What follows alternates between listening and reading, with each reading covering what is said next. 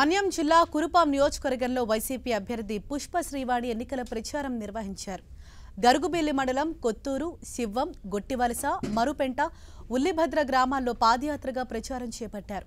ఈ సందర్భంగా తన ప్రచారానికి ప్రజల నుంచి విశేష స్పందన లభిస్తోందన్నారు పుష్ప శ్రీవాణి.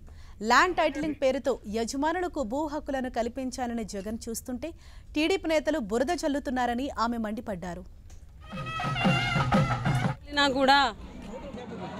వైఎస్ఆర్ కాంగ్రెస్ పార్టీ అభ్యర్థిగా ఎక్కడ ప్రచారం చేసినా కూడా ప్రతి గ్రామంలో కూడా బ్రహ్మరథం పట్టేటువంటి పరిస్థితి ఉంది.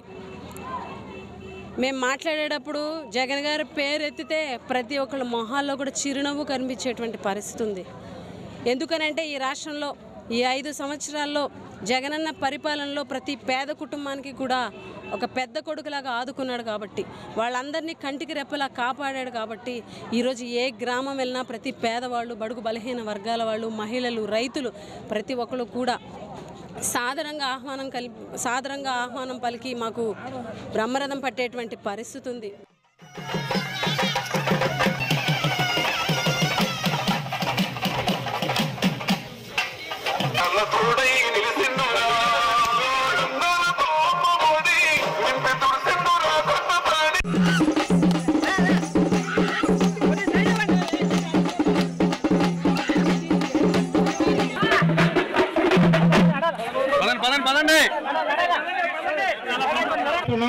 అలాగే ప్రమాణ మండలం వైసీపీ ప్రెసిడెంట్ గారు శరత్ గారు రావాల్సిన